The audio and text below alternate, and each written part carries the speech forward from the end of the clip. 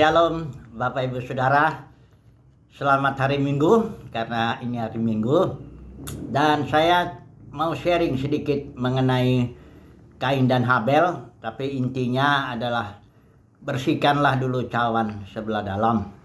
Nanti yang sebelah luarnya juga bersih ya. Apa yang saya maksud itu?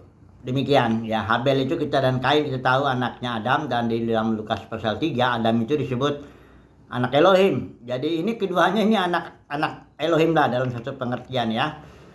Dan dua-duanya sangat agamawi, sangat menjalankan ritual ya. Habel kita tahu dia peternak, dia memberikan korban persembahan, lemak-lemak apa semua, kambing. Kemudian Kain itu petani, dia persembahkan hasil tanah. Tapi kita tahu bahwa persembahan Kain tidak diterima ya.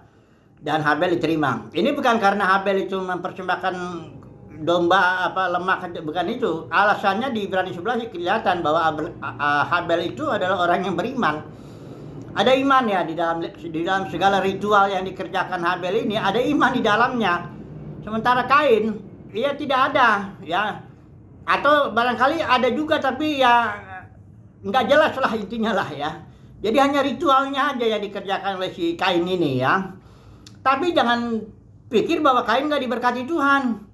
Itu Kain itu sangat diberkati karena dia setelah membunuh dia Habel itu ya, Kain pergi dari hadapan Tuhan. Tadinya dia hidup di hadapan Tuhan, dia pergi dari hadapan Tuhan dan dia bangun kota namanya Henok sesuai dengan nama anaknya. Bahkan keturunannya dia menjadi ada yang pertama ada namanya Yabal, itu bapak orang yang diam dalam kemah memelihara ternak kayak peternakan ya. Kemudian ada Yubal, itu bapak semua orang yang mainkan kecapi suling, entertain lah ya kayak begitu ya, musik ya. Jila juga ya, dia Tubal Kain itu melahirkan itu bapak tukang tembaga dan tukang besi ya, perindustrian lah katakan begitu. Peradaban manusia itu berkembangnya dari keturunan Kain. Kain sangat diberkati oleh Tuhan, tetapi dia sangat ya agamawi juga kan, dia mempersembahkan korban juga.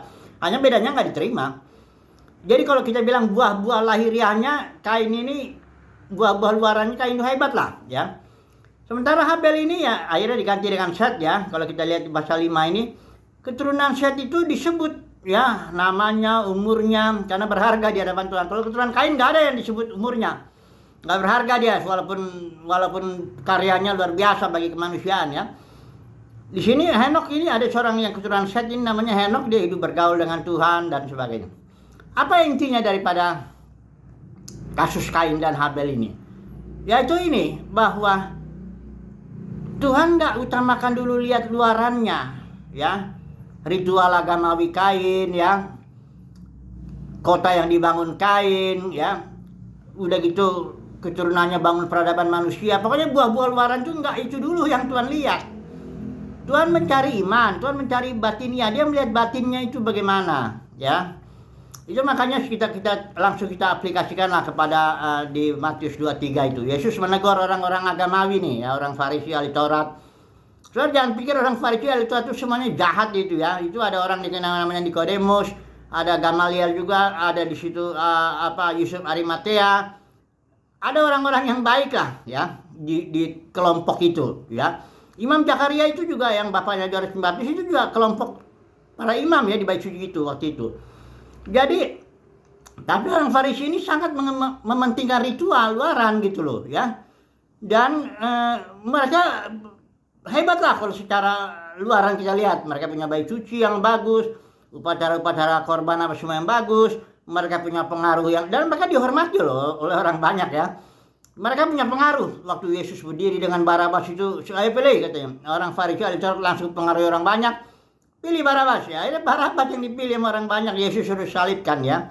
Jadi hebatlah seorang Farisi ahli Taurat ini secara luaran ya, buah-buahnya kelihatan lah secara luaran. Tapi Yesus dalam Matius 23 negornya itu munafiknya itu. Munafik itu artinya batinnya nggak beres ya, penuh rampasan, keraskusan, cinta uang, cinta jabatan, suka hormat manusia. Tapi luarannya itu bagus. Bahkan Yesus bilang kamu tampaknya di luar tuh benar gitu loh. Di dalamnya aduh ya kayak kuburan ya. Luarnya bagus ya. dalamnya bangkai semua, bau busuk dan sebagainya. Itu makanya Yesus bilang, bersihkan dulu sebelah dalam.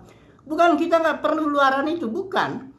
Tapi kalau di dalamnya nggak beres, nggak ada gunanya, ya. Kayak kain gitu nggak ada gunanya juga, ya.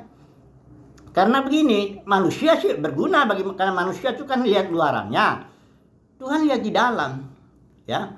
Ini dululah, bersihkanlah, Yesus bilang, cawan sebelah dalam, ya. Nanti luarnya bersih sendiri. Gimana caranya ngebersihin dari dalam?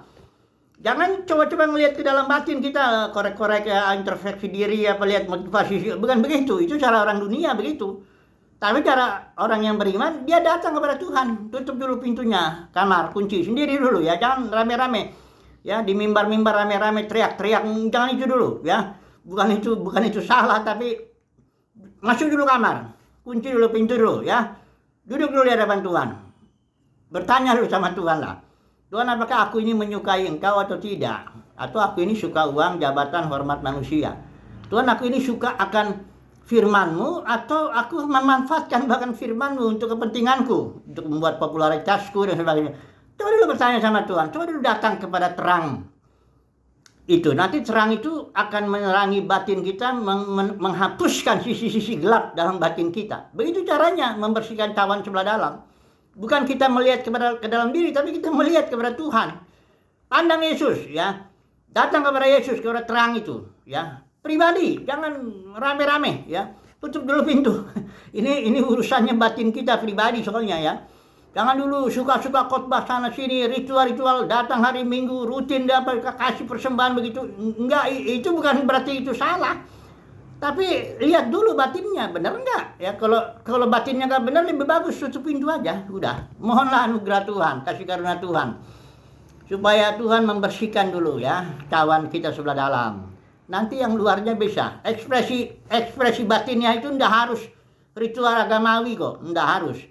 Kehidupan sehari-hari justru itulah ibadah orang Kristen sejati, kehidupan sehari-harinya. Setelah batinnya dibersihkan oleh Tuhan, dia menjalani kehidupan hari-harinya, entah sebagai ibu rumah tangga, atau sebagai bisnismen, atau sebagai pekerja, atau apapun.